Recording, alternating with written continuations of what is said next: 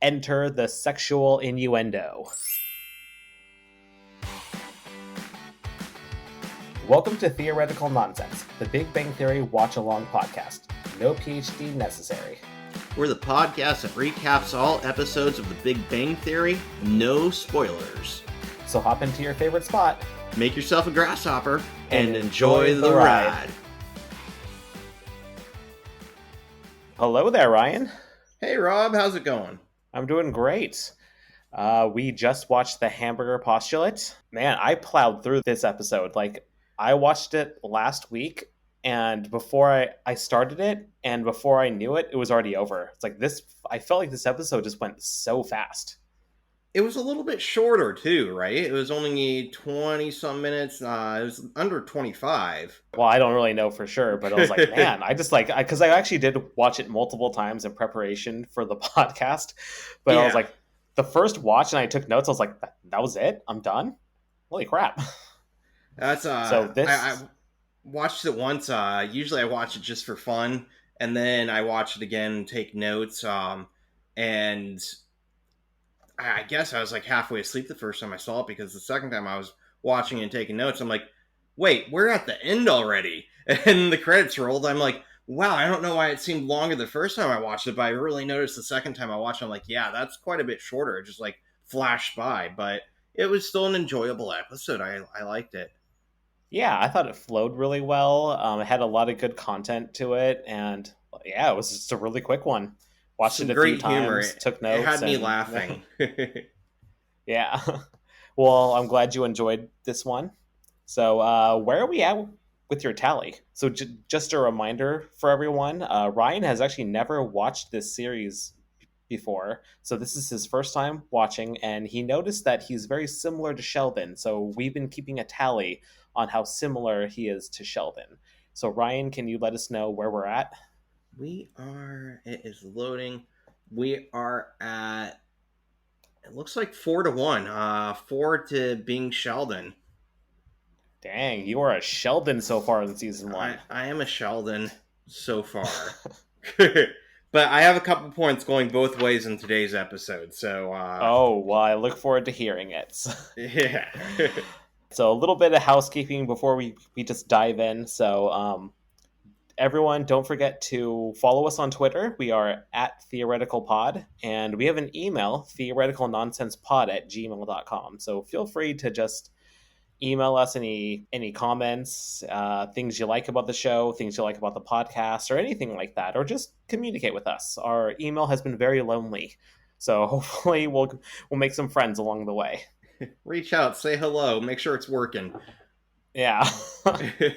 Try to be, if you hate us, that's fine. Just be nice about it. just use nice words to tell us you hate us. Yeah.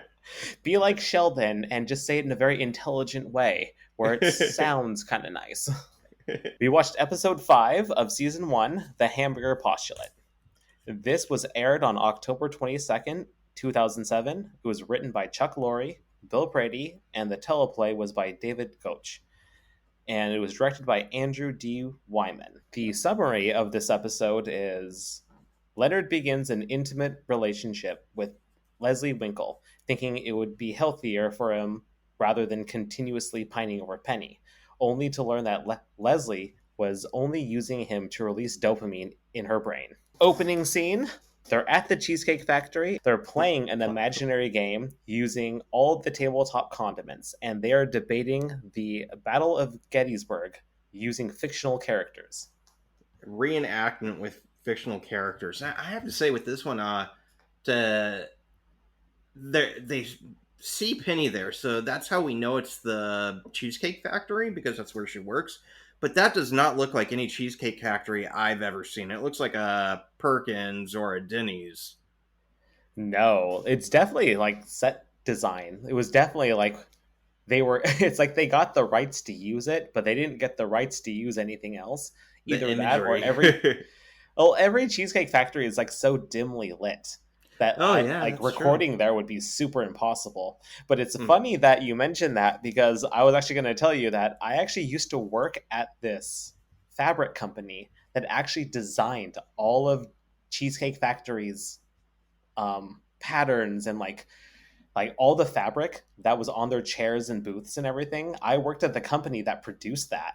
Just kind of like the happy accident. tablecloths and It was mostly like the chairs and the the booths. the furniture stuff. Yeah, all that stuff that was like upholstered and everything. So they made the fabric that went on everything. So it was like their signature design that had like this swirl on it.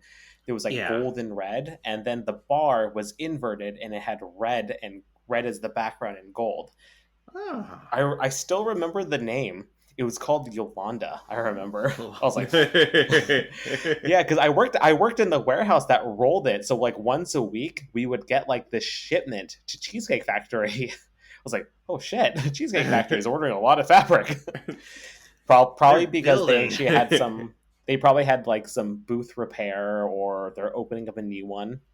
Mm-hmm. But yeah, because Cheesecake Factory is known for having like their signature look. Yeah, and this was not it. It was not it. And but I think it might have been. Oh, sorry.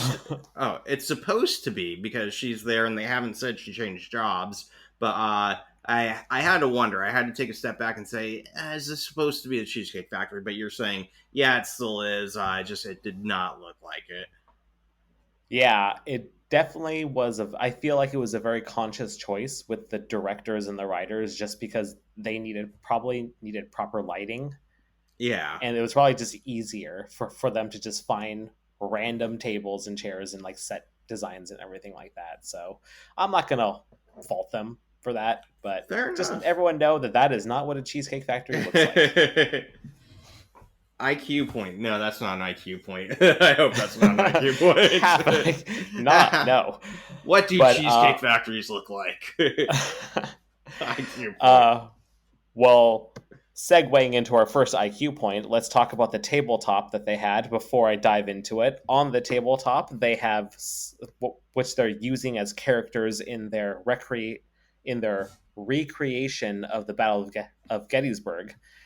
They have salt, pepper, A1 sauce, sugar, Tabasco, Cholula sauce, malt vinegar, ketchup, and then a bunch of other random sauces. I tried pause to find what they were. I just couldn't figure it out. But that goes into the first IQ point of the Battle of Gettysburg. Well, I guess I'll dive into what they're doing. So they're playing their make-believe game of the Battle of Gettysburg. Sheldon moves his infantry division, augmented by a battalion of orcs from the Lord of the Rings, to flank the Tennessee Volunteers. Thus, the North wins the Battle of Gettysburg once again. But Howard interjects. He says, not so fast. The South still has 2 infantry divisions plus Superman, which is represented by the ketchup, and Godzilla, which was some green sauce. So I was trying to screen capture that, but I just could not get it. And Leonard interjects to Howard's interjection, saying, no, orcs are magic, and Superman is vulnerable to magic. Not to mention that you already lost Godzilla to the Illinois Cavalry and the Hulk. And Raj chimes in and says, why not have Robert E. Lee, the malt vinegar, charge the line with Shiva, the Cholula, and Ganesh, which was the pepper grinder. So for all of you that don't know American history, what is the Battle of Gettysburg? The Battle of Gettysburg was fought between July 1st through the 3rd in 1863 in Gettysburg, Pennsylvania, by the Union, the American North, and the Confederate forces, the American South, during the American Civil War. The South was attempting to invade the North in one last final attempt to end the war swiftly, and it involved the largest number of casualties of the entire war and is often described as the war's turning point due to the Union's victory. And for the casualties, there was about 50,000 of them.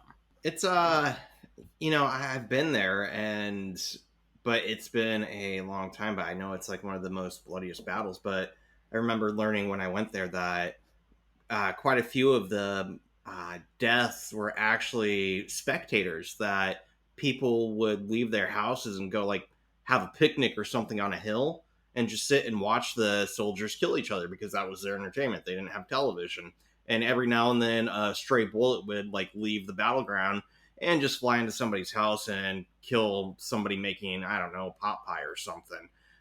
So it's definitely an actual town. And Yeah, some terrible things happen there, and yeah, Gettysburg, Pennsylvania is a real city that people live in.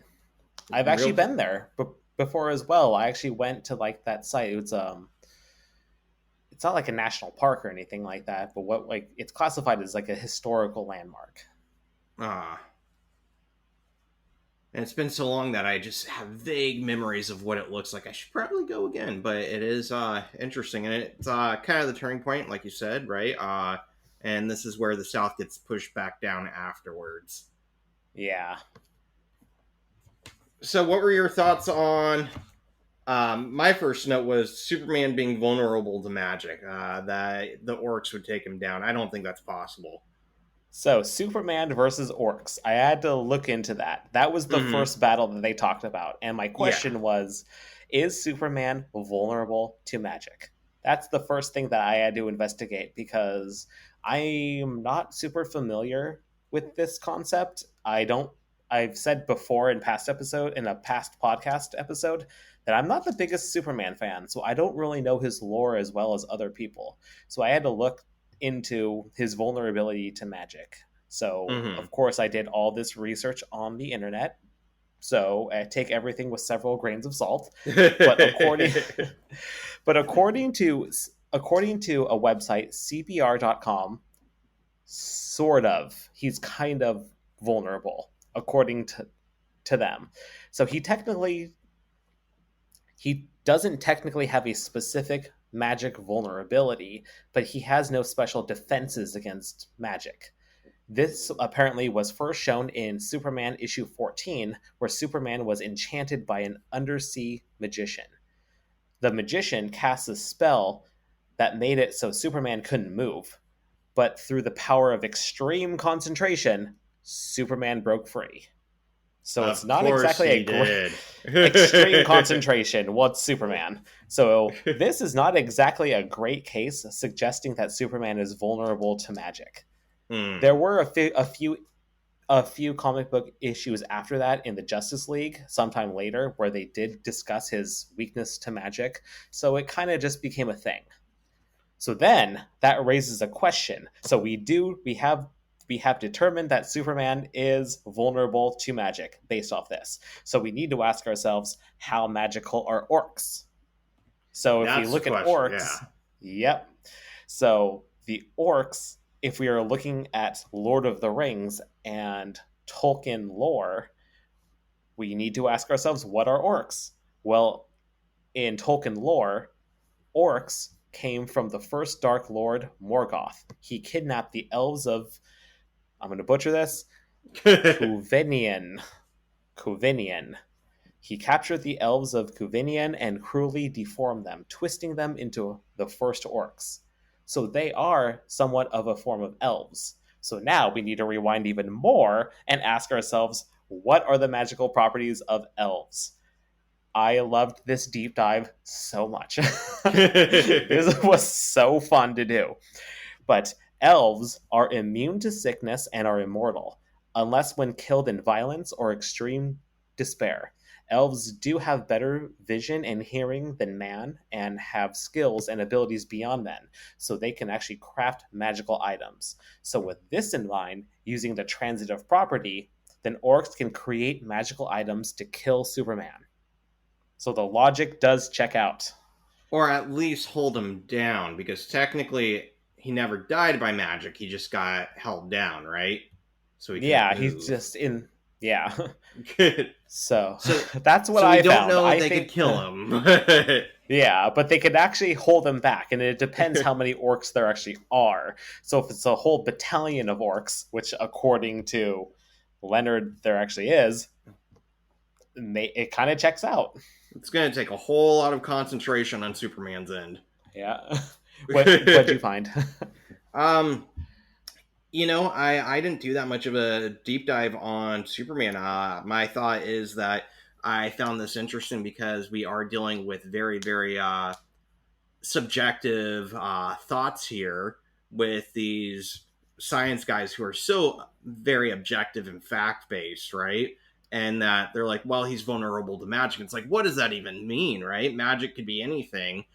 fantasy based, but they're all going with it. So it's this interesting dichotomy between they enjoy the fantasy, but in real life they're hard based on facts as well. But I would have to say that Superman would probably win just because Superman always finds a way to concentrate just a little bit harder, and that's the point. Which so I think we talked about not liking Superman because he always wins like that. Yeah, it's a really good point. It's like, what kind of magical items could the orcs even create? Like magic imbued arrows or something and shoot Superman, but at the same time, Superman, though vulnerable to magic, it's more of like they would need like kryptonite or something. I was gonna say to actually, it makes like, him pierce through his skin. Cursed kryptonite earrings and jewels and gift them to him. Like, here's a nice necklace, Superman. Oh, that's kryptonite. No, it's not. Here, put it on. Oh no, it is kryptonite. You think he'd fall for that? Probably not. So, in theory, the orcs could defeat him, but I'm kind of with you on this one. I don't know. I think Superman would just laser eye the shit out of them. Laser it down the whole battalion. Okay. Yep. All right. So the next one that they bring up is Godzilla versus the Illinois Cavalry and the Hulk. So the Illinois Cavalry was also known as Lincoln's Own, and they are a part of the Union Army consisting of 3,963 soldiers. So just knowing that there's 3,963 soldiers plus the Hulk, the Incredible Hulk, I think Godzilla would get taken down. I mean, that's a lot of soldiers. Even if it's like Civil War, bayonets, single shot stuff, that's still a lot of shots. That's still a lot of soldiers. And the Hulk, like, the Hulk really, he can be defeated, but at the same time, the Hulk is really hard to take down. So while the Hulk kind of distracts Godzilla by like jumping on him, smacking him around, Godzilla's going to keep getting shot over and over again by like multiple like bullets and everything. So like, I feel like Godzilla would get taken down. What do you think? It's unfair because we don't know which Godzilla it is. And if we're taking like the American Godzilla with what's his name, Matthew Broderick. Okay, I wasn't sure if you're gonna.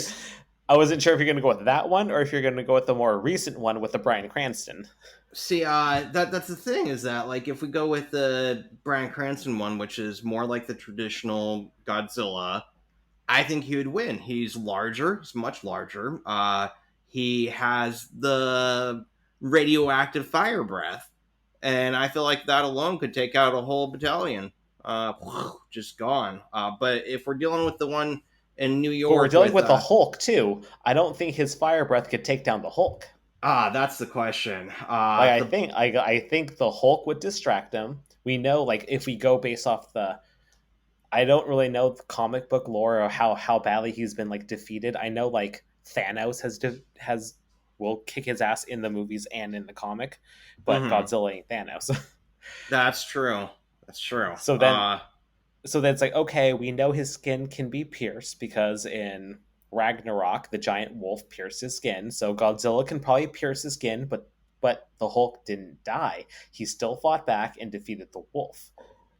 Granted, Godzilla is a giant lizard, so it's kind of one of those things. Like, I don't know if it was a one-on-one fight between Godzilla and the Hulk. I think Godzilla would probably win, but since the Hulk, I'm thinking, is more being utilized as a distraction against Godzilla, whereas the soldiers would be firing their cannons or guns and everything while he's distracted. That's kind of where I'm at. I was taking it as Godzilla would unleash his fire breath, wipe out the battalion, but that fire breath would just make the Hulk even angrier, and he would get meaner and tougher, and that's where we get a Hulk that could take down Godzilla. So we both think that Godzilla would go down. I think so, yeah. I'm thinking that Hulk would be the one to take him down, but yeah, I think Godzilla would be on the losing end here. All right. On the same page. Yeah. All right, so next up, Raj's suggestion of Shiva and Ganesh to charge the front line. So, Ganesh is recognized as a Hindu god with an elephant head, as mentioned in previous episode where we talked sacred animals, which I think was actually just last episode we talked about this. And yes, Ganesh is also known as the remover of obstacles, as Raj says. Shiva in Hinduism, Shiva is the supreme lord who creates, protects, and transforms the universe, also known as the destroyer. So straight up, Raj is right. Like Shiva and Ganesh would annihilate any army. Like seriously, they're fucking gods. Shiva is known as the destroyer, and she knows how to, or he, sorry, so I'm thinking of Final Fantasy. Right, that was something I was going to bring up, is that in Final Fantasy, it was always, Shiva was always a girl, so I'm always confused when it's a man, but traditionally, Shiva is supposed to be masculine male. I know, every time I hear Shiva, I always think of the ice god. Yeah, that just exactly. like shoots ice bolts and everything like that. Thank you, Final Fantasy, for not being accurate to Hinduism. Ruining mythology for everyone for generations to come. Thanks, Squaresoft. What do you think? I agree. And Shiva has always been a fascination for me because my understanding is, like you said, he's known as the destroyer, but he's also the creator. And the notion is he does a dance, and his dance is in the world and then recreate the world. And it's like a 3-stage step, ending, destroying everything, having nothing, and then creating anew. And I've always taken it kind of like in tarot, the death card. When the death card comes out, people always freak out like, oh man, it says I'm going to die. But technically death means the ending of something and the coming of something new, recreation, right? That's the way I've understood it. And so I think, Shiva could probably do a dance in this battle and create a new world for everybody to become peaceful in, or at least try to create a world in which Gettysburg isn't being fought. And for Ganesh, remover of obstacles, I think he would also have the power to probably put an end to things. Yeah, it's as Raj says. Abe Lincoln would be speaking Hindi and drinking mint juleps. Exactly. Although if Shiva... Not a terrible fate. It's not that bad. That does not sound that bad. I also read that, according to the myths, there's different versions of it, that Ganesh might have been born of one parent, but in some, Shiva is actually Ganesh's father, and Ganesh was supposed to guard his mother while she was bathing, and Shiva got mad and beheaded Ganesh, killed him, cut his head off. And then when he calmed down, he brought Ganesh back to life and said, you're going to come back to life, but you need to find a head. Just go out and find an animal head. And that's how he got an elephant head. Very cool. It was the coolest, the nearest animal by. Very cool. Poor parenting, but okay. I was going to say, that's probably as bad of a parent you could get. I'm not sure, but hopefully we never cut our kids' heads off and have to bring them back to life. That feels like child abuse. Extreme. Yeah, that's all I have, is that Raj definitely, they brushed him off, but he was the true victor here. Yeah, scholar. And it's a little disappointing that like it kind of just shows this. I guess this is going to be like an ongoing theme of Howard kind of being very dominant over Raj. They're definitely best friends, but there is an unequal balance in their relationship, and you'll see that kind of more and more. And this is like the first time that we really see it. I never really noticed it until now, where it's like, man, he just shut him down. Like that's kind of like, it's kind of mean. Kind of a jerk move, yeah. Yeah, Howard is not painted very well in the first season. Honestly, like the first 5 seasons, he's not painted very well. But all right, but Penny comes back and tells them that they need to order or leave.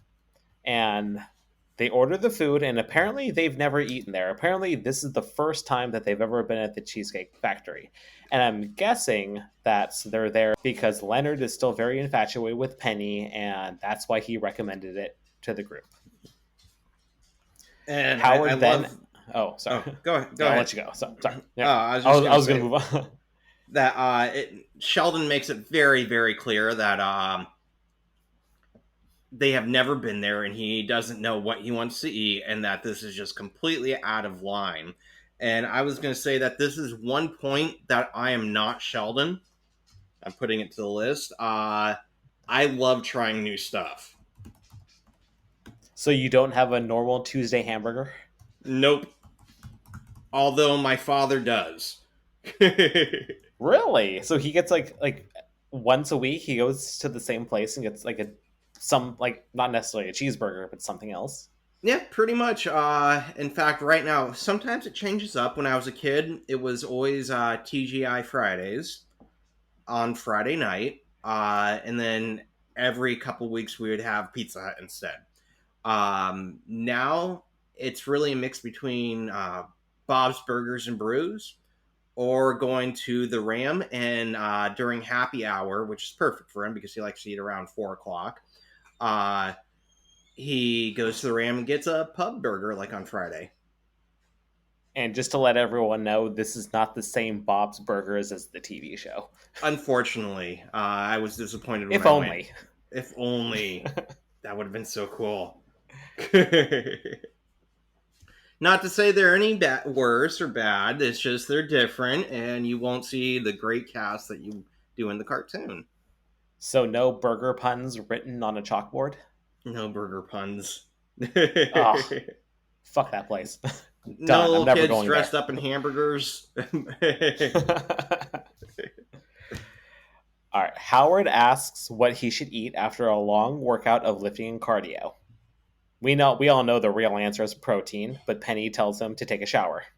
He ends up getting the Heart Smart platter, and I looked at the Cheesecake Factory menu, and back in 2007, it might have been different, but these days it's probably something off of the Skinnylicious menu. And Sheldon is completely thrown off, as we were saying, by the entire situation and just wants to leave and go. He just wants to go to Big Boy, since it's their usual Tuesday hamburger spot.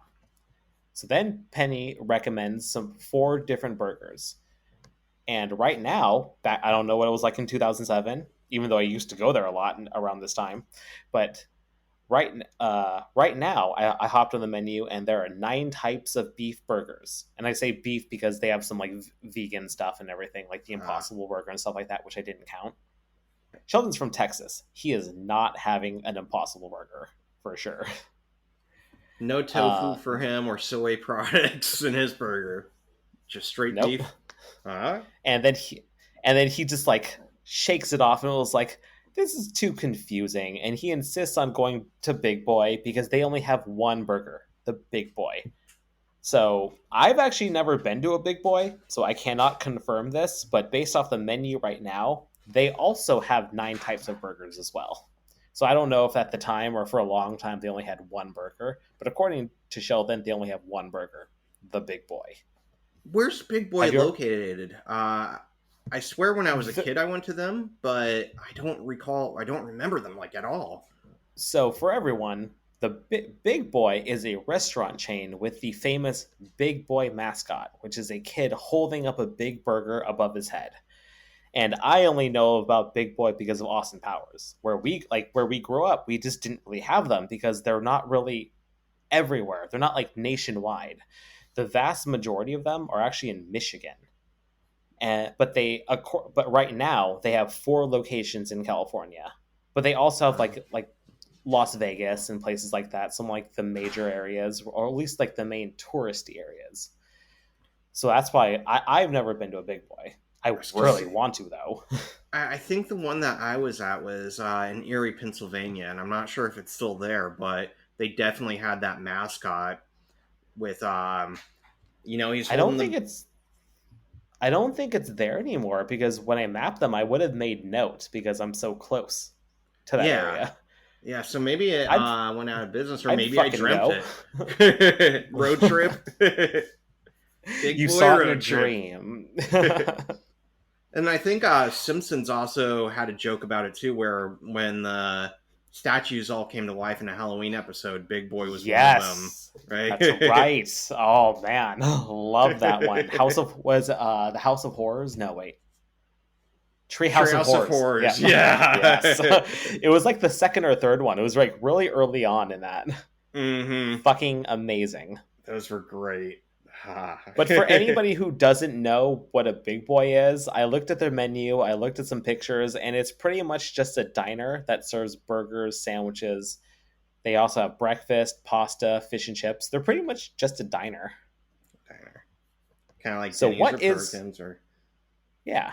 So what is a big boy? Since Sheldon really wants a big boy, and based off the picture that I saw, a big boy looks just like a Big Mac. So there's two patties of meat in there, and there's a slice of bread in the middle, and it looks like there's some sort of like burger sauce or like mac sauce or something like that that's like kind of ketchup and mayo base. Mm-hmm. And they also have the super big boy, which is the exact same thing, but twice as many burgers. Oh, no. So 4 patties and 1 slice of bread in between. I was like, holy fuck. I want that. I'd eat the shit out of that. That's got to be like, what, a whole pound of beef? Probably. Just beef. You're not adding the condiments or the bread or the accessories. It's just beef. Yeah. Wow. Oh, but towards the end of this, we will get into what the perfect burger is. But more on that later. Towards then. All right. Anything else on Big Boy? No, that she recommends the BBQ burger, and he's like, and they finally decide to get the BBQ burger, right? Yep, and then Leonard takes one too. Yeah. And now we have the return of Leslie. Woohoo! Good old Leslie Winkle. I like her. I like her character a lot. Yeah, I really enjoy her too. So Howard makes a pass at Penny, and Penny has asked him not to do that. Mm-hmm. Howard says that she walks in quiet beauty like the night. And this is the first sign that Penny is growing frustrated with Howard. She's been really cool about him, like kind of in the last few episodes where it's like, just kind of brushing him off and everything. And now we're kind of like seeing Penny noticeably get frustrated with him. I've asked you not to do that. Mm-hmm. And, I think I noticed with Sheldon, when they go grocery shopping, she was getting a little frustrated with him there. But I noticed in this one that she's taking shots at him because, again, obviously growing tired of them a little bit. And I'm curious if she's doing this in jest and having fun with it, or if, like, at some point it's going to be like, why is she even hanging out with them or around them? Yeah, it's one of those things, like the moment you meet like a group of people or just a new person, like their quirks are kind of cute and funny. But then once you kind of like see like repetitions of it, you're like, what's going on? Like, what is happening right now? Like, this is getting a little old. And you kind of start seeing it now. Like, at least the first signs of it. Yeah. Leslie asks Leonard to join the physics department string quartet. They need a new cellist, and Leonard just happens to play the cello. She's asking him because Elliot Wong switched to high radiation research and had a mishap, and practice will be at Leonard's. Penny is Nobody impressed wants by... to sit next to Elliot. Nope. Penny is impressed by Leonard's ability to play an instrument. And Leonard is actually very witty right here. He says that naming him Leonard and placing him in advanced classes wasn't getting him beaten up enough. His parents had to let him play the cello. They wanted to take it a step further, make it even worse on him. Yep. And she likes music. Howard notices that, and he says that he's a human beatbox and starts beatboxing. And this is back in 2007. And I remember back in 2007, there was like this huge, like growing or like this huge, like fad trendy thing that everybody had to beatbox. And I blame Justin Timberlake for that.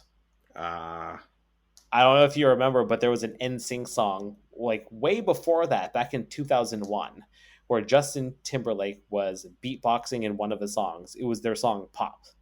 I don't remember that. I'm not surprised by it, but I didn't listen to that much Timberlake, so... But beatbox was like a really big thing in like the 80s, like human beatbox and everything like that. And then it kind of took... and then it was kind of dormant for a while, and then NSYNC did it, and then everyone was doing it. I remember in high school, like, kids were starting to, like, trying to, like, beatbox and everything like that. Just like, what is happening right now? Did you ever do it? I have not, and You I have will not. not. I tried it a few times. My friends just look at me and say, no. So I stopped. I put a lid on that one, but I did try it. When was that? Was this back in high school, college, or was this yesterday on the boat? It was yesterday. I would say more college. So probably, like you said, around the time this came out, 2000s. Yeah, it was like, ugh, I'm glad it died. I hope it stays dead. Well, knock on wood, because with the fads coming around in a loop, it might be coming back any day now. Well, actually, yeah, the 2000s are actually coming back. Yeah. A few years ago was the 90s were coming. We're still in the 90s right now because girls are starting to wear like loose fitting jeans. Guys are actually starting to go back to frosted tips and everything like that. So the 2000s trend is actually just around the corner. So us talking about this might actually be bringing beatboxing back as we speak. All right, I'm going to cut this out then.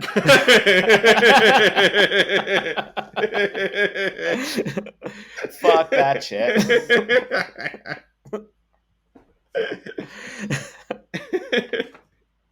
Well, it turns out that Penny's not that into music then.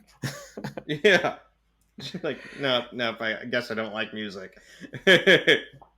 So then Penny follows up and asks if there's anything going on between Leonard and Leslie. And Sheldon spills the beans and tells her that Leonard asked her out and it failed miserably. Oh, was that supposed to be a secret?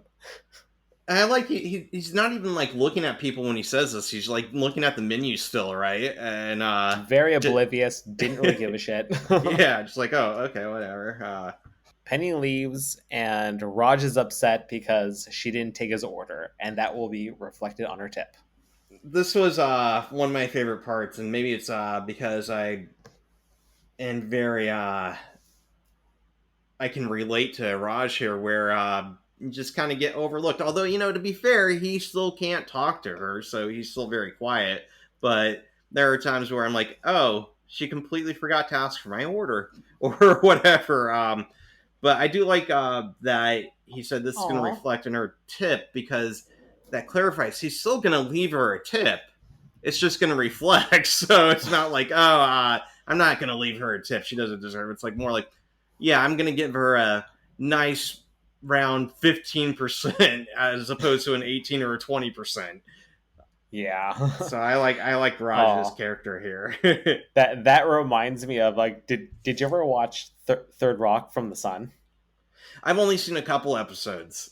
There was this great episode with the main character. I forgot his name, but I think his name was Dick. But John Lithgow's character learns about tipping for the first time. So then he goes to a restaurant, pulls out like $21 bills, sets it on the table, and he tells the server, "This is your tip.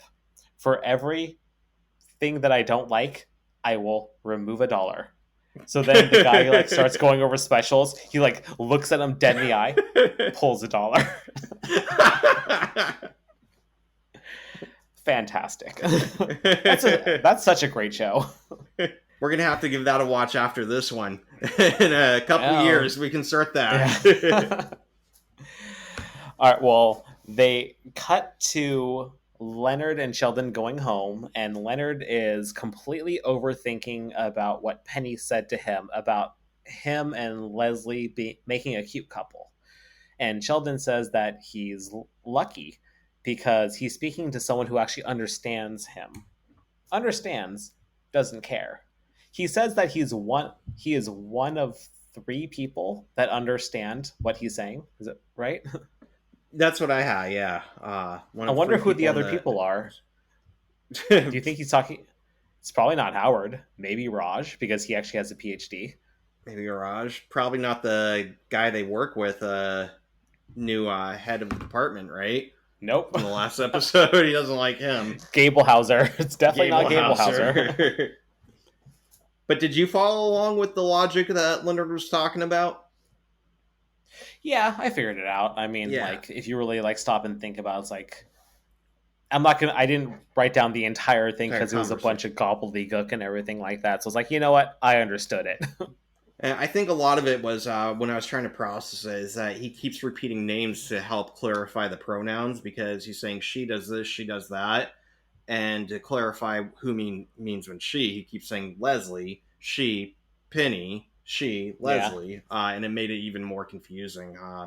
But I liked his character here because I overthink conversations so much, and for him to be thinking, did she ask because she was interested? Did she ask because she was hoping I would say no, and then she would be like, "Oh, that's okay." And he's basically overthinking it and being kind of optimistic that she was inquiring, asking because she was hoping he would be single to some degree.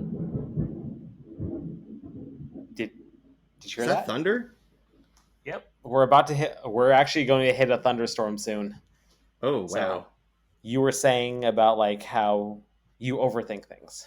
Yeah, and I appreciate seeing characters overthink things like I do in my brain, and you know, it's great that Sheldon's able to follow along. Usually, if I try to speak out loud, people are like, "I have no idea what you're saying, Ryan." But at the same time, Sheldon's like, "I don't. I followed. I just don't care." Right? He's sick of hearing about Penny and wants to do something else. So yeah, I thought Leonard was really and he does this later in the episode as well. Overthinks conversations like, "What did she actually mean?" And I get a kick out of those scenarios. String quartet practice is at Leonard's place. Leslie is playing a violin, and Leonard has his cello. Enter the sexual innuendo. I I love her admire your sexual fingering. innuendos. I admire your fingering. Maybe sometime you can try that on my instrument. And she's so So good. upfront or so what's the word unemotional about it that you have to wonder, like, just like Leonard, like, is that actually supposed to be a sexual innuendo or is she just like she's unemotional about it? It's great, but It's it pretty definitely deadpan, is. yeah. Yeah, deadpan.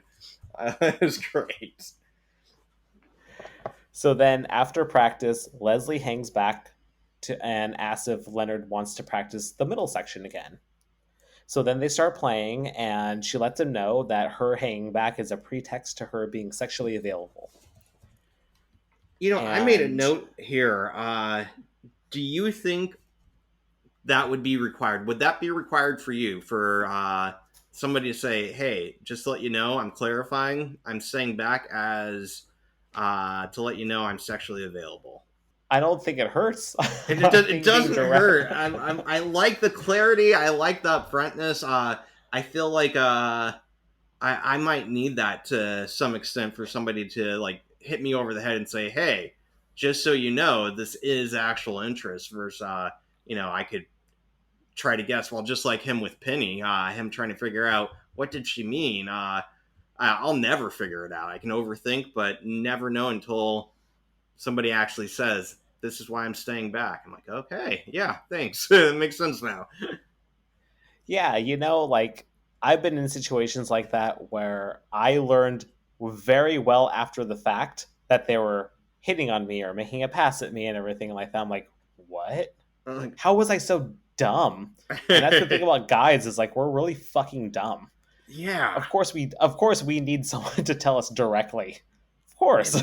makes it so much easier, and I like that she's cool with that. She's like, "Yeah, I'm just gonna let you know." I'm like, yes. Well, you'll find out why a little later. Why did this was pretty much a business transaction. It was, but good for her, and good for him to some extent too. Yeah, and according to her, she is seducing him because she's a passionate and impulsive woman, Mm-hmm. and she wasn't interested until she saw that beautiful piece of wood between his legs. Double entendre. Well played, Leslie. Well played. So then they kind of go into a conversation about Leonard's availability. So this brings on one of the IQ points that I found. She thought she saw his pupils dilate when he looked at Penny, which means sexual attraction, unless he's a heroin addict. So do you want to take this one? I'll just say what I have, and you can add to it. He says that he had a poppy seed bagel, and poppies go into making heroin, right? If you haven't watched Ozark, they talk all about that, right? Love Ozark. I'm finishing it up now. I'm almost done. But apparently, although a poppy seed bagel is not enough to cause pupils to dilate, it would be enough to cause a failed drug test had it been.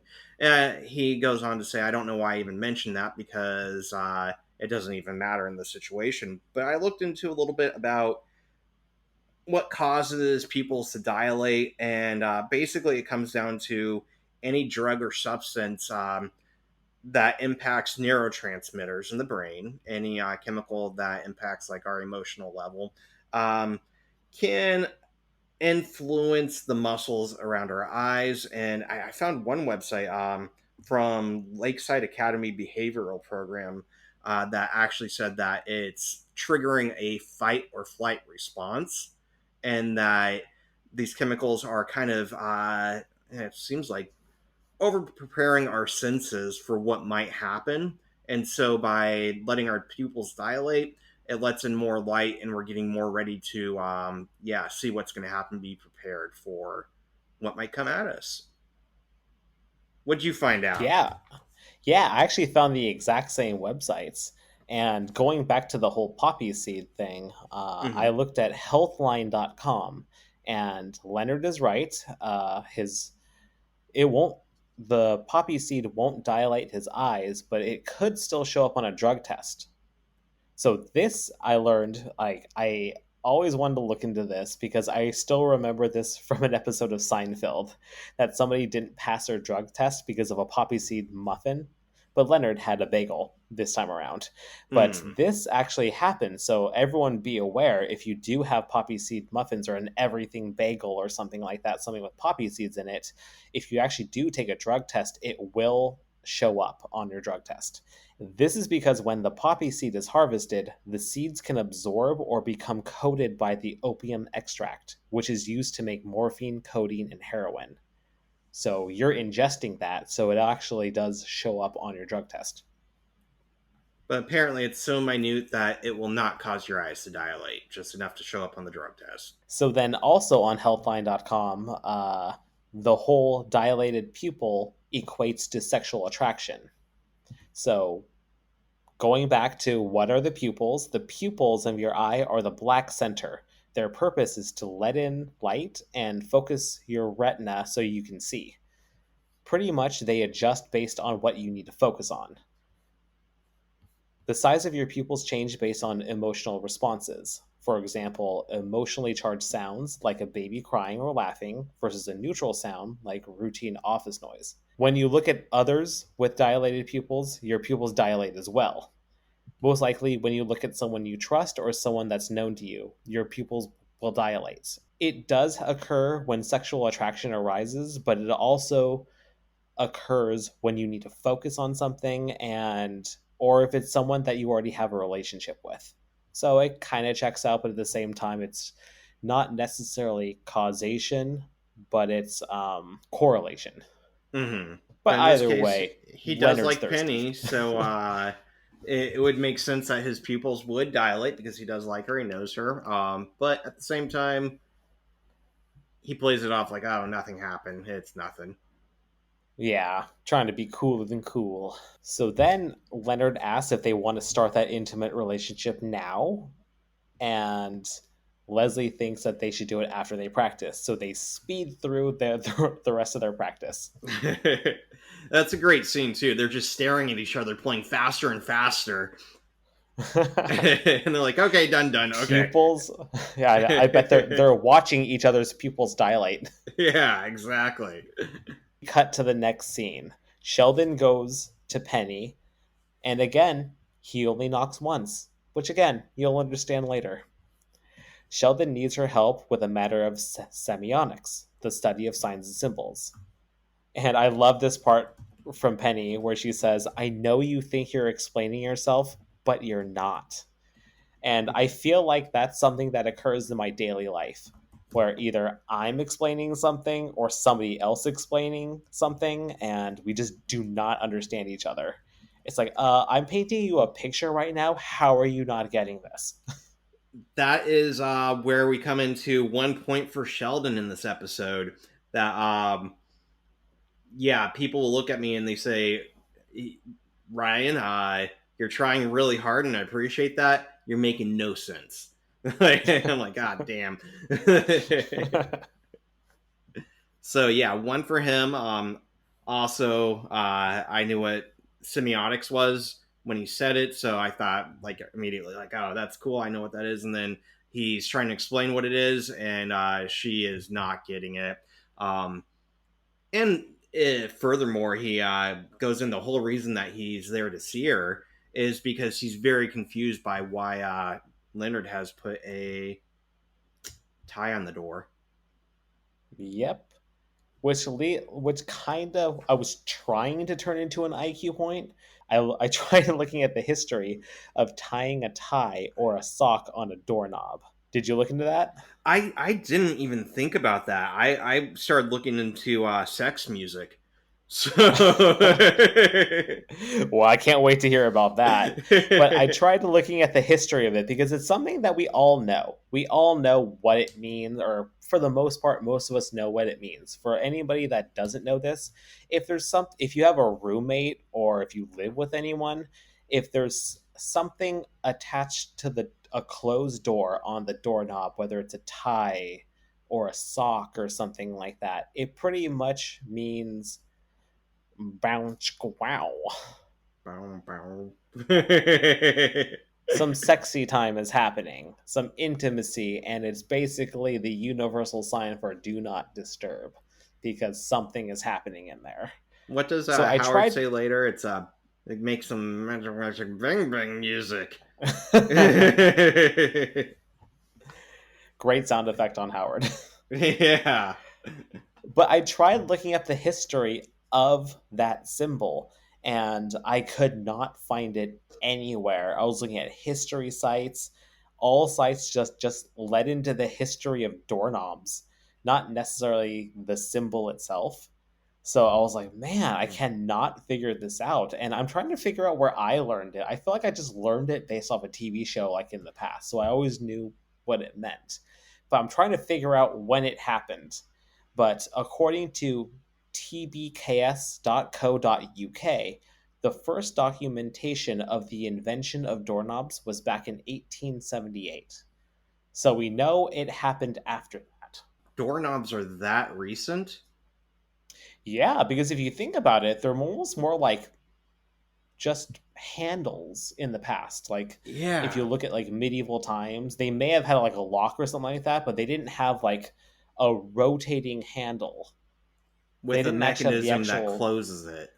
1878, Huh. according to that website. So up until then, you just push that shit open. Pushed or pulled, depending on what type of door it was. That's fair. Yep. Or slid. I mean, so they had sliding doors then too, right? Back in the day. Like a farm style door. Yeah, yeah, all sorts of stuff.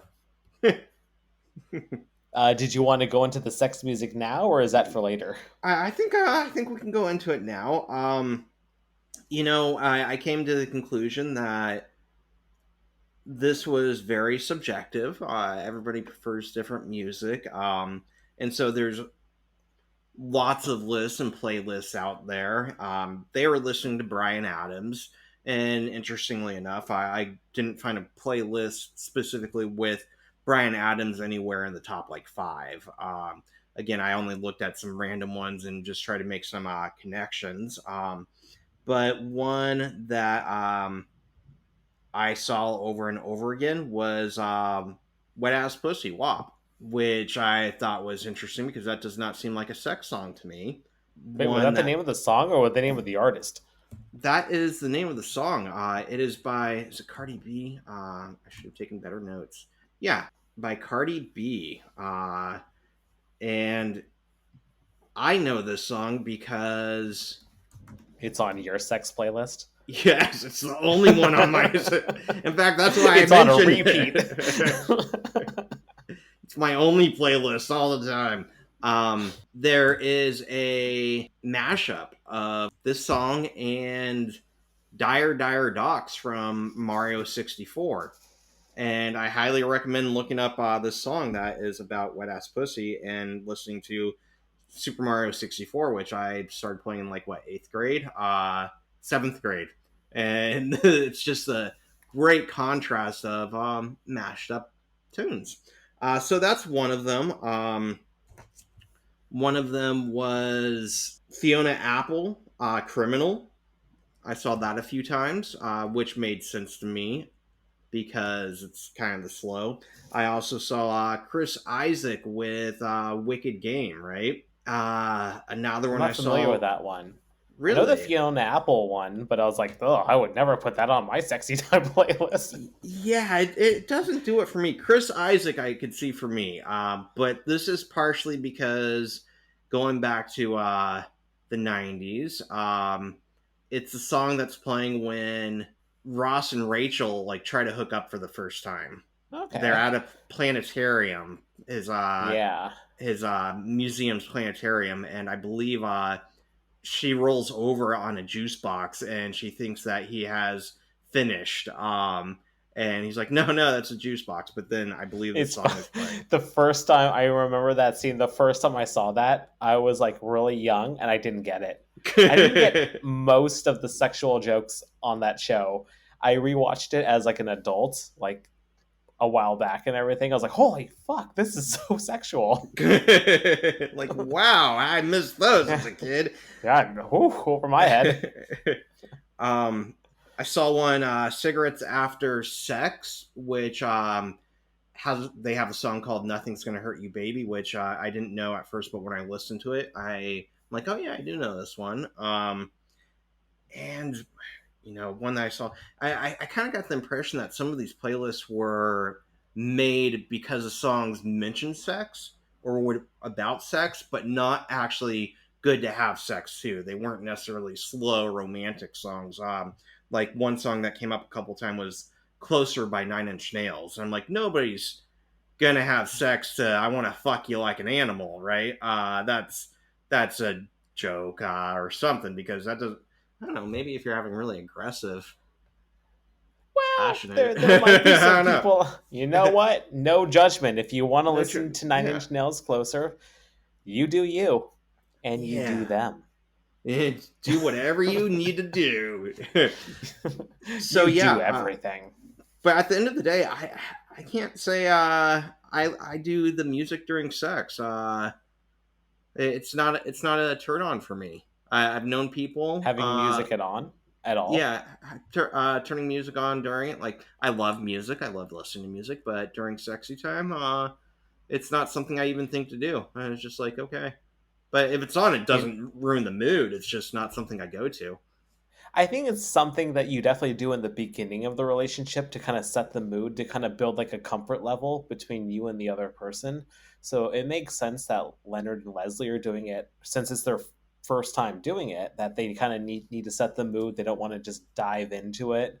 But once you're in a serious relationship, you don't need music. You don't need anything. You pretty much just have to look at each other and be like, you want to do it? Let's get this over with. Hopefully you don't say that. Let's get this over with and watch some TV. Got somewhere to be. I'm hungry. Yeah. Do what you need to do so I can watch some TV.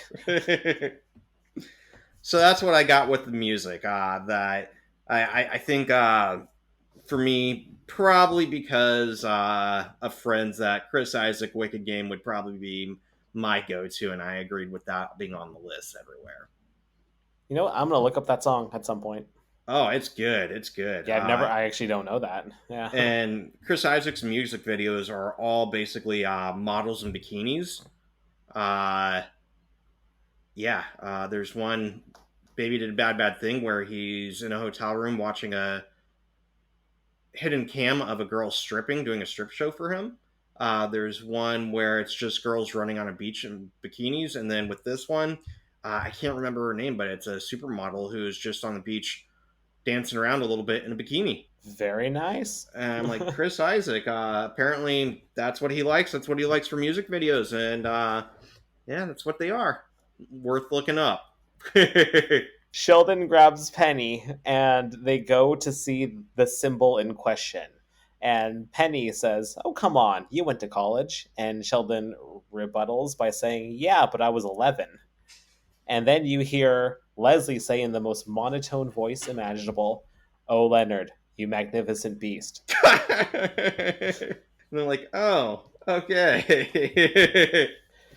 And then it goes into the conversation between Penny and Sheldon about how has this never happened before? You guys lived together. This must have happened at some point. And according to Sheldon, Leonard is actually usually good about giving him a heads up that the last time Sheldon was actually able to book a cruise to the Arctic to see the solar eclipse.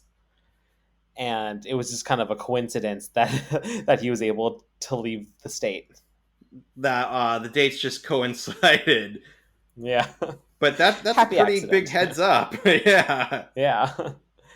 So, and then you notice that Penny gets noticeably jealous when she learns that it's Leslie in there.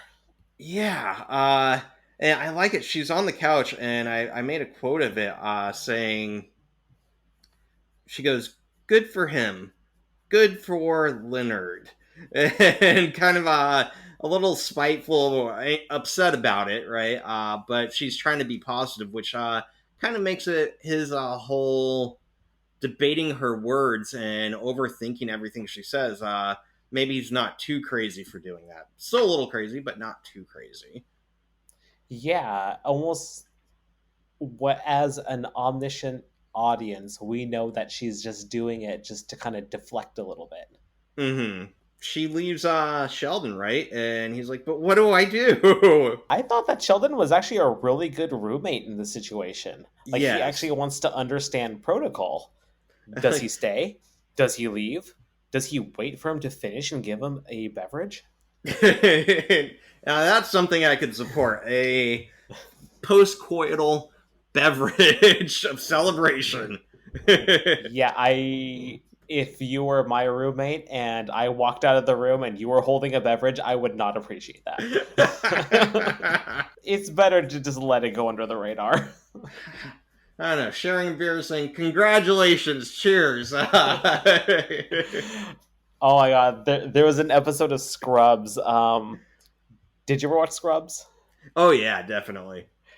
So I think it was season 1 where Turk, the surgeon, was feeling like had a lot of nerves and everything like that going into like a surgery. So then one of the resident doctors was telling him to go to the bathroom and go fire one out.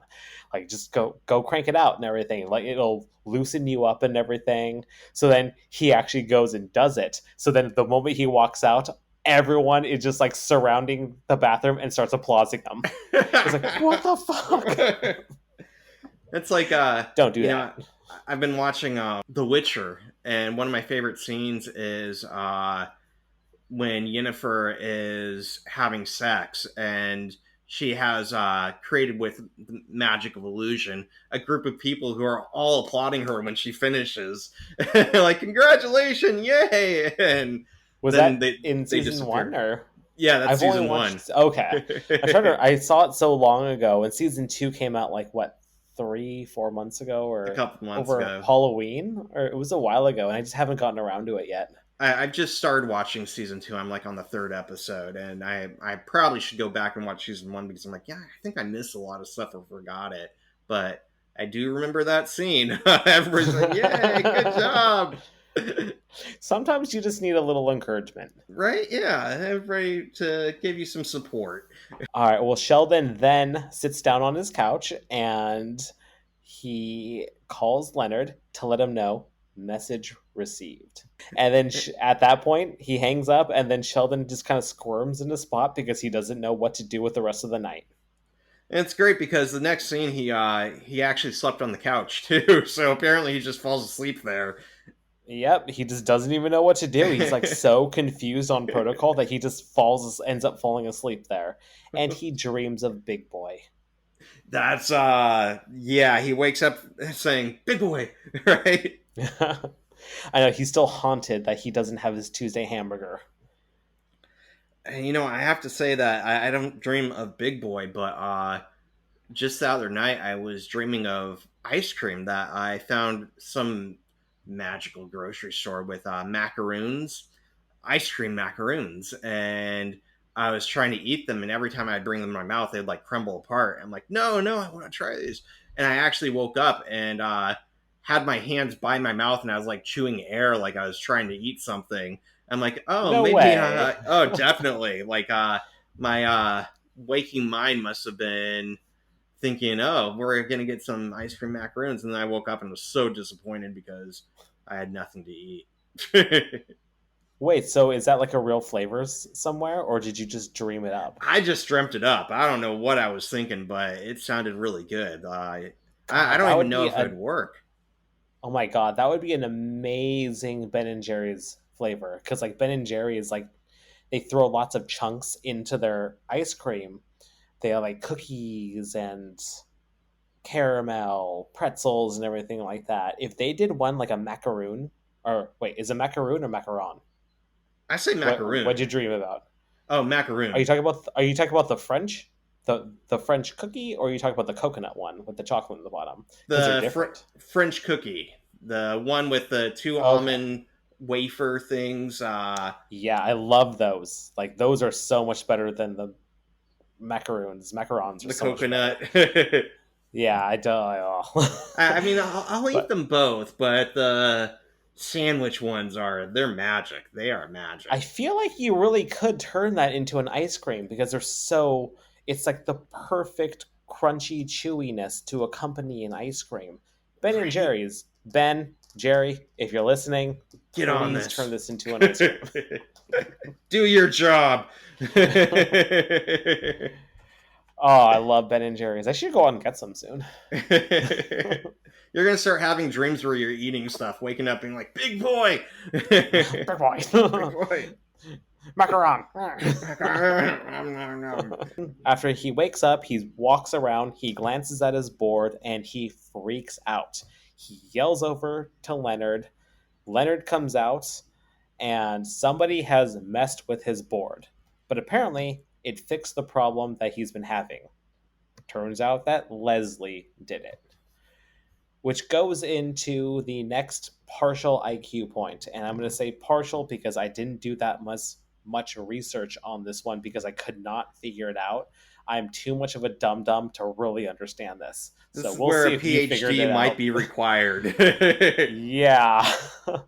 So the IQ point that I wanted to look into is that Sheldon can now show that quarks are now asymptotic. Shit. All right, I'm sorry.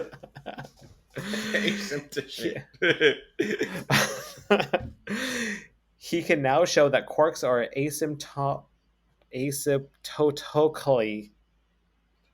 Fuck. Do you even know how to say that? Did you No, write it down? I was saying asymptotically, but I don't know if that's I know even right. how did Leslie even say it so smooth? Well, that's why she's a great actress. Yeah. He can shout out that quarks are asymptotically free at high energies. So, yeah, butchered the shit out of that word. But I Great was trying start to for do the some IQ research. point. Yeah, I definitely don't have a PhD. But I was able to do research just on a quark because I don't know what the fuck a quark is.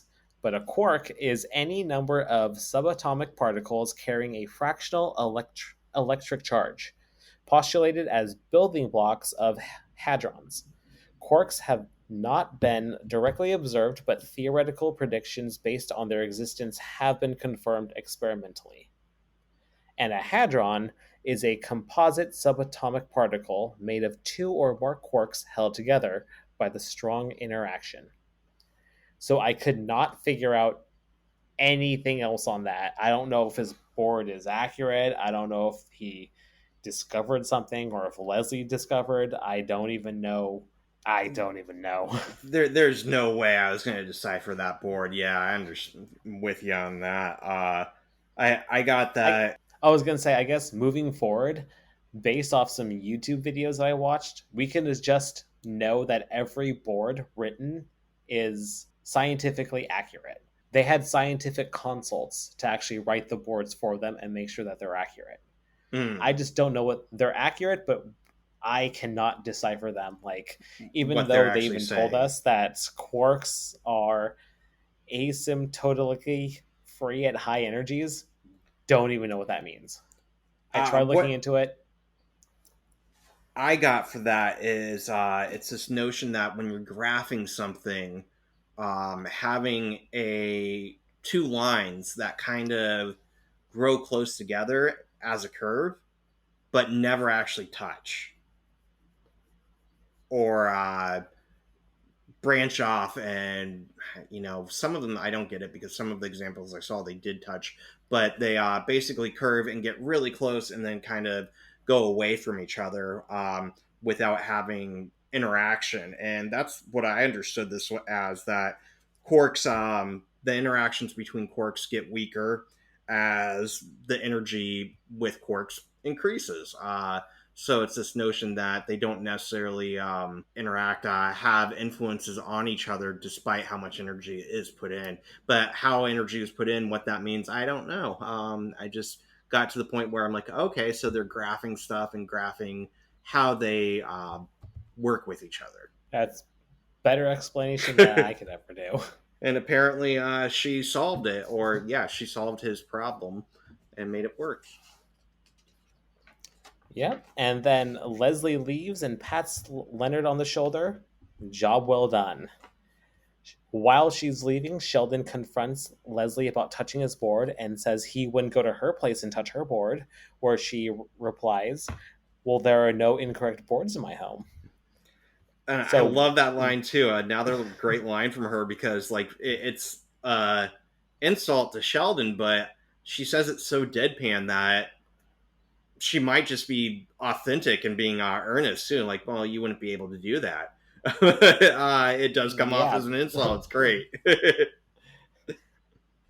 Well, that's very unlikely.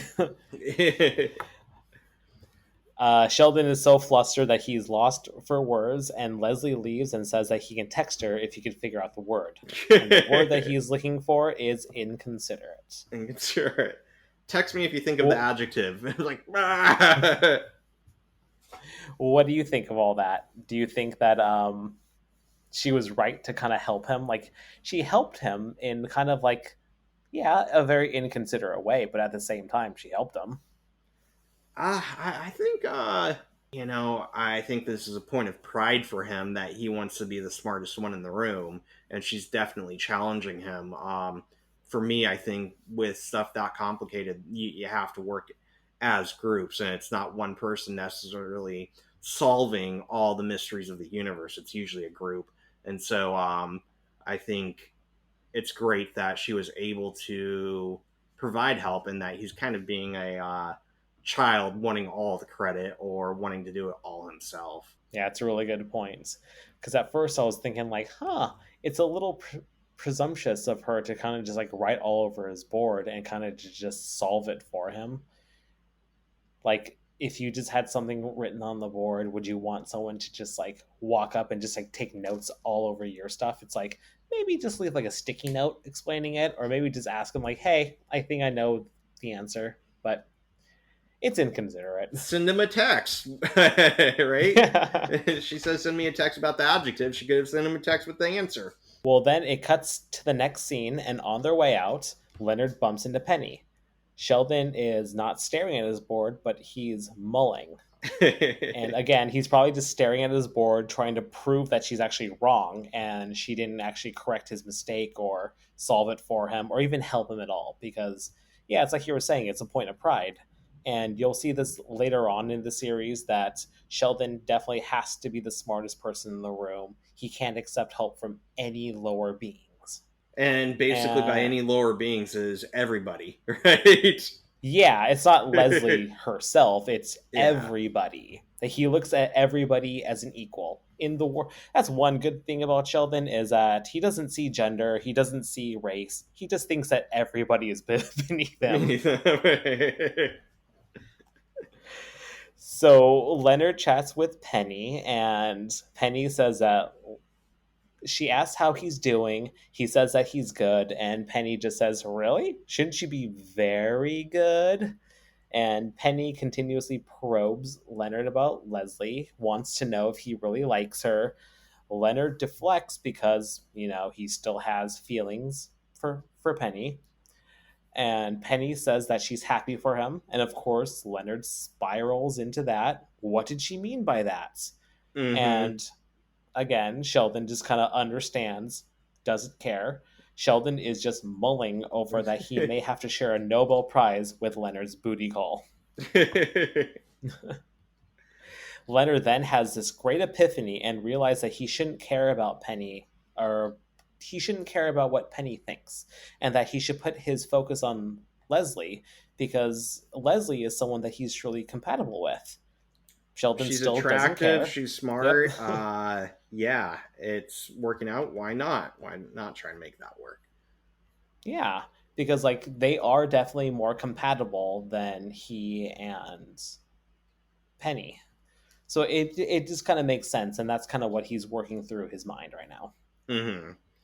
And maybe that's partially giving up on his fantasy with Penny, but he was trying to make it sound like, oh, he is still available, but I think also, honestly, he doesn't really know what to expect with Leslie either, because I think all romantic relationships for him are kind of confusing.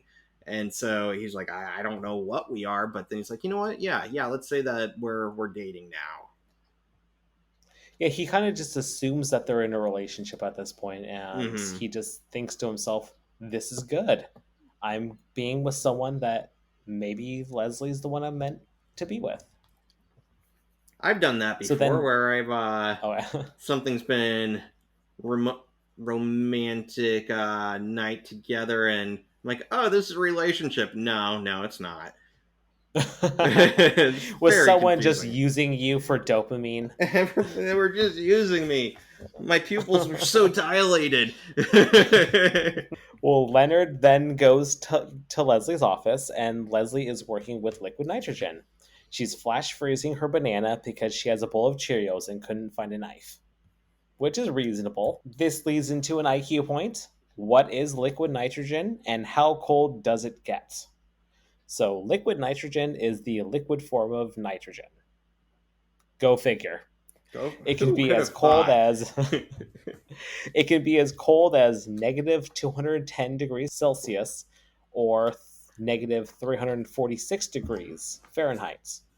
The uses of liquid nitrogen are freezing and transportation of food products, cryopreservation, sperm, eggs, or animal genetic samples. It's a coolant, cryotherapy to remove skin or abnormalities. Apparently, you can use it for branding cattle. Huh. I've never heard that before, but it was on the website that I found. Molecular gastronomy, preparation of unusual foods and beverages. Quick freezing, water or pipes to allow work on them when valves are unavailable. So I just want to do a little bit of research on liquid nitrogen. Have you ever had a food that's been flash frozen with liquid nitrogen? No, I haven't. Have you? I haven't, but I don't think I have. I see this thing at the mall where they take cereal, I don't know, Trix or something, or Captain Crunch, and they flash freeze it, and then it smokes, and they call it dragon's breath or something, because it's so cold, you put it in your mouth and you can see your breath come out. I just haven't had it yet, and I'm really curious. Probably no macaroon ice cream, but I'm probably not going to complain about it either. It was with Captain Crunch? It's something like that, just kind of cereal balls colored. What other cereals are there? Trix? Any Fiber One? Ooh. I haven't seen that, but get your fiber for the day and have a sweet treat, or cold treat, and call it Dragon's Breath. It looks like what Trix used to be, because wasn't Trix it's fruit shaped now, but I've only known them as fruit shaped. Were they not fruit shaped at some point? Were they just balls? Yeah. Were they like kicks? Yeah, they look like kicks originally. All right, side note, Kix is like the worst fucking cereal. What There's about like no flavor whatsoever. berry kicks? I've never had berry Kix, but that would be a huge improvement. It was, yeah. I enjoyed Because they're berry original, kicks. it's like, what the fuck is the point of this? There's like no flavor to it whatsoever. But it's kid tested, mother approved, right? Lies. Lies. Who are these kids approving it? Yeah. No, it was just kid tested, Oh, mother kid approved. tested. It never said it never said that the kid actually approved. Yeah, it didn't pass the test. It was just tested. This is terrible. Mom approves. Okay, let's go with it. Ugh, fuck Kix. And so, yeah, liquid nitrogen. Then Leonard comes up and hugs her and is like, "Should we go take a decontamination shower?" Very sexy. Very sexy. And Leslie rejects him and clears the situation. And Leonard will now know how the banana felt. I like that. It's like, I'm guessing I'm going to know how the banana felt when she smashed it with the hammer. Yep. Well, this leads into the next IQ point, the whole science of sex. Mm-hmm. So she says that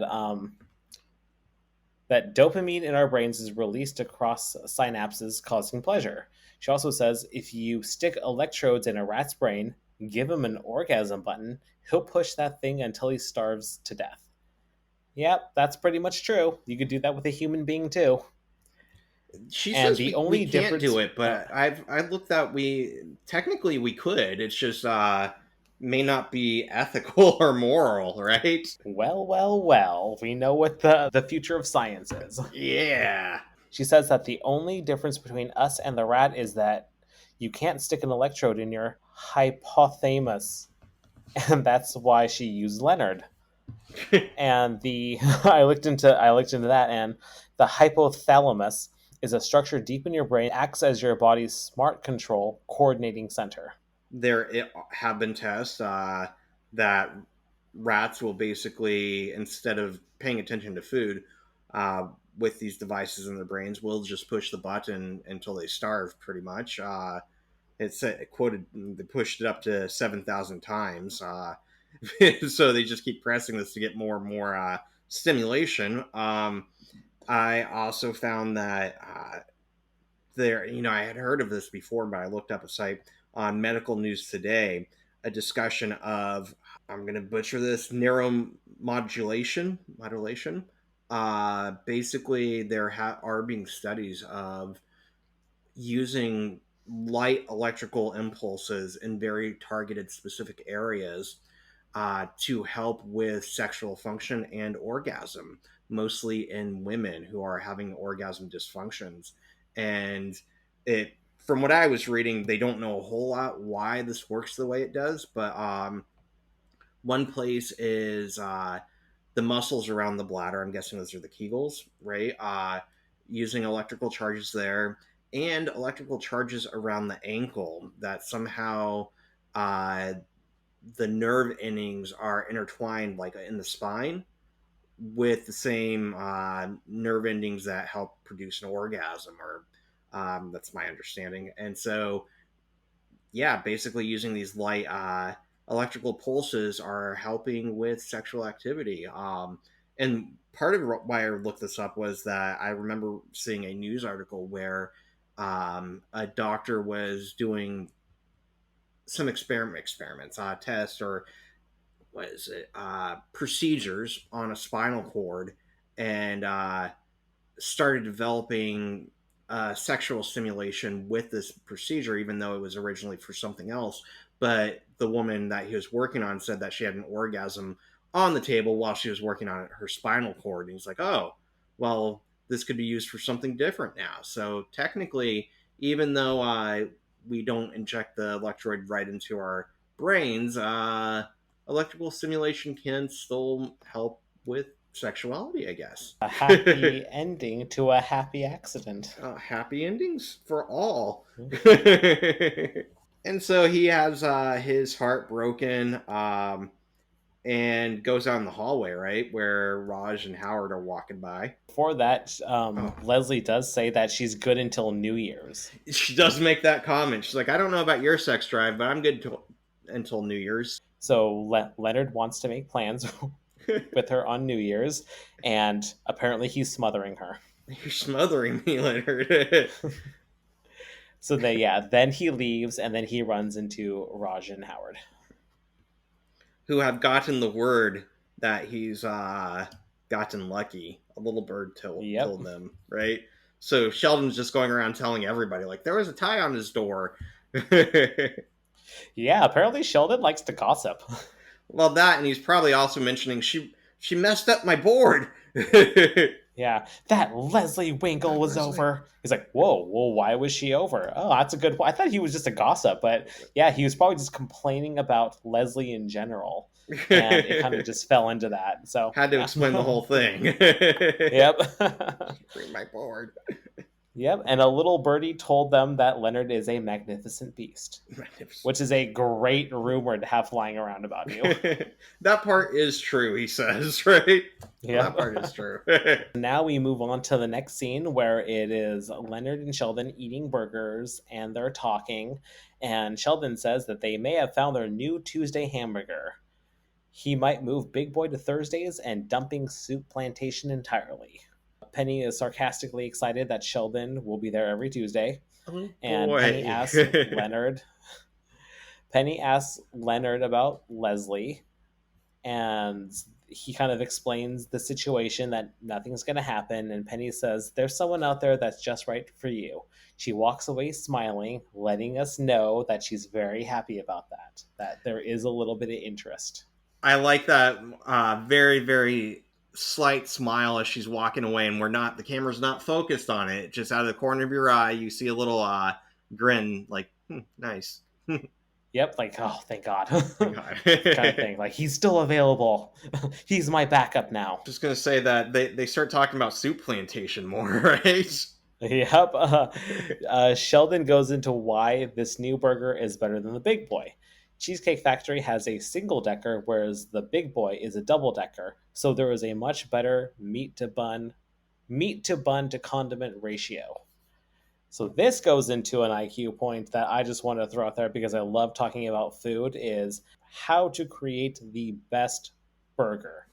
And you're a barbecue grill guy, so you probably know a lot of this stuff too. So feel free to just chime in.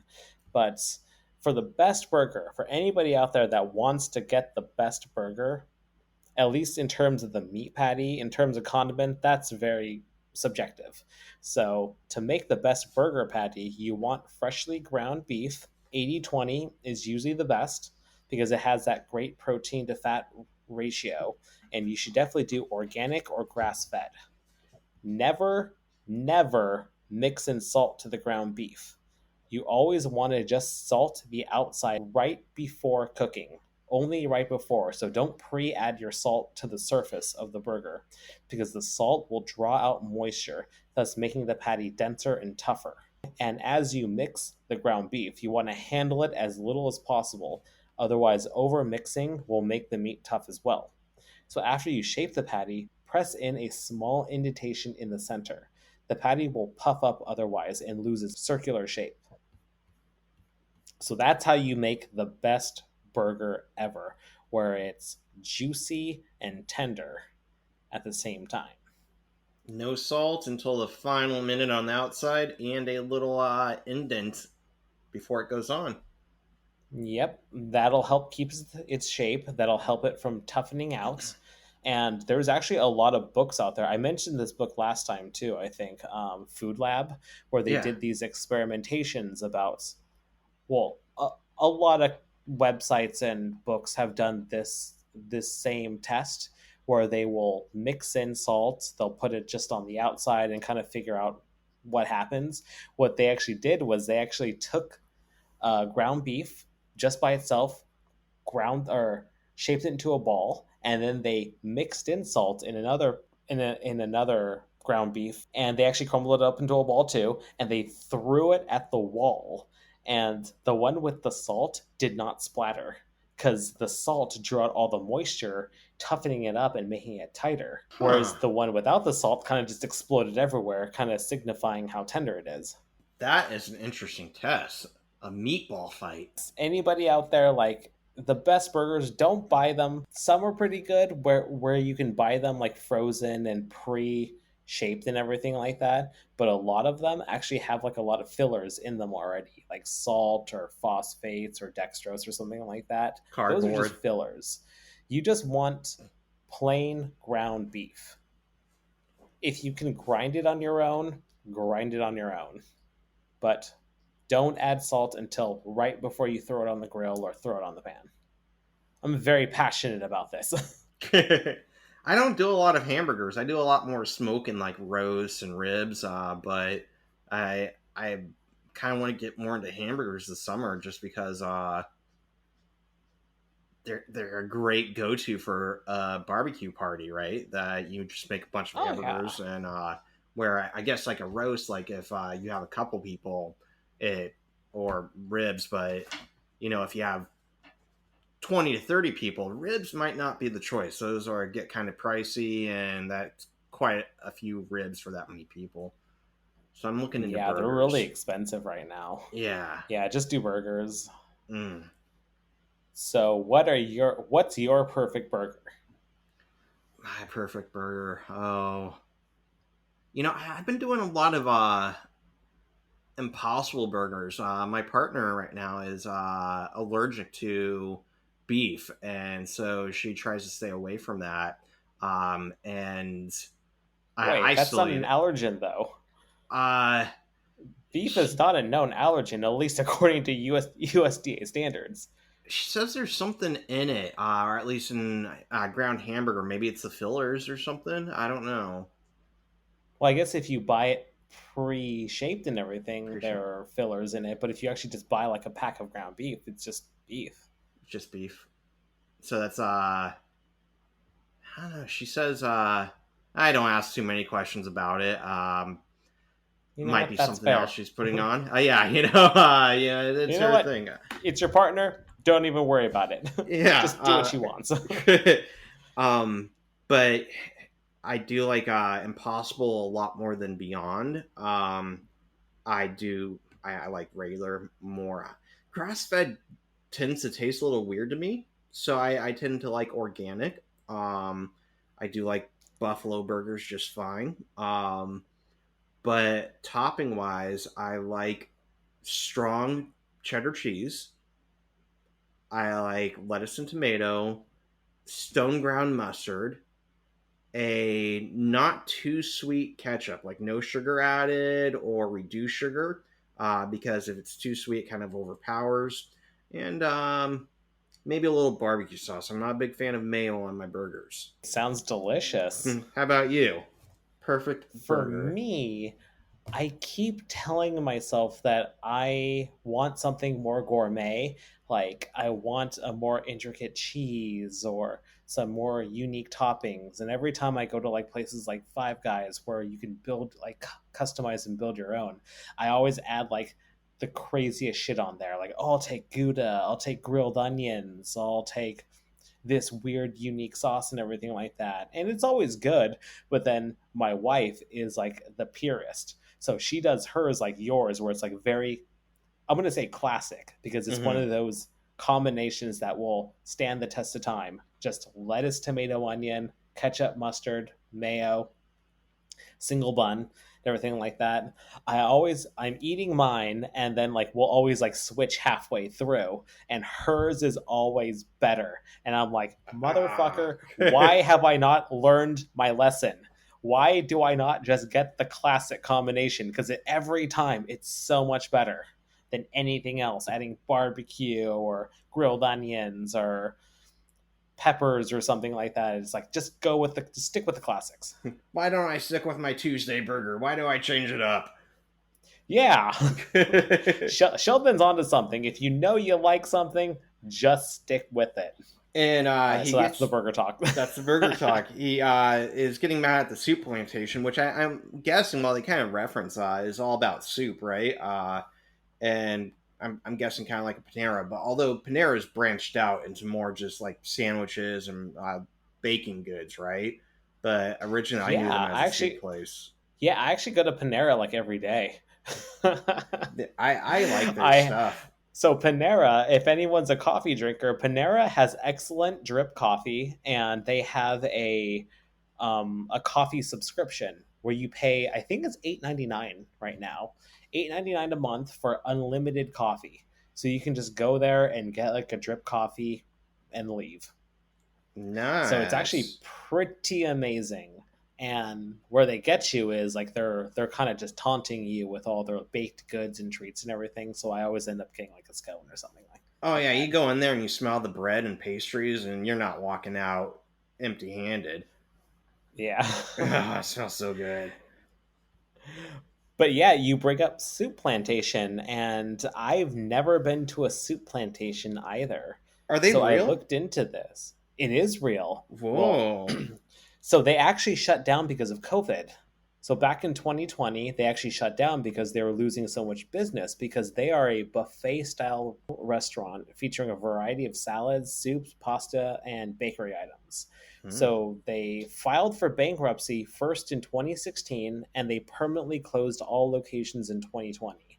And it's it's mostly because of COVID because it's a buffet style. So during COVID, nobody wants to do that. Nobody wants to like touch Yeah, things or go near any of that stuff. So that's it. And also because they lost Sheldon's consistent patronage. that That's too. why they closed down. They actually say that on the website. No more Sheldon, no more soup plantation. But funny we talk about this because they are actually rebuilding up and they are reopening this year, July 4th, a day after this launches. A day after our episode launches, they are reopening a location in La Mesa, California. Road trip? No. No. Maybe if it was a burger, but Yeah. Maybe if it was Big Boy, I'd be down with it's a that. big boy. Soup plantation's no big boy. And so yeah, Sheldon says, "I don't like them. You can't even grow soup on a plantation. It doesn't make any sense." But apparently, you can grow the ingredients to soup. Which was my first thought too, and that's like the last line of the show, right? And Sheldon sits there and he kind of looks up like, "Damn, he got me." You got me. He You know got me. what? I concede. That And that was it. That was was the it. hamburger postulate. Great episode. It is short, but great stuff. I liked it. Yeah, I really enjoyed this episode too, just because it was about hamburgers, and hamburgers are one of like my favorite things in the world. I think I actually have a tattoo of a hamburger on me, so that's Yeah. how much I love cheeseburgers, hamburgers. I love it all. So good. Yeah, so yeah, I like this one. I didn't love it. Coming off of last episode, Luminous Fish Effect. Yeah. That was a fantastic episode. And then you go into this one, it's a little bit, even though it was fast paced, it didn't really do that much. It does show the advancement of Leonard and Penny and a possible potential relationship in the future. But for the most part, it was like, it was a good I, episode. It wasn't like great. I like Penny's snark in it, and Leslie's character is always a winner for me. Facts. Whoa, you're smothering me. I do appreciate how direct she is. Like Mm. there's no games or anything like that, but you'd think if there were no games, she would have mentioned this in the very beginning of their interaction, like while they're playing and everything. But I guess she wanted to make it more spontaneous because that makes a better experience. She's very Rather than passionate. yeah. So what's your updated Sheldon tally?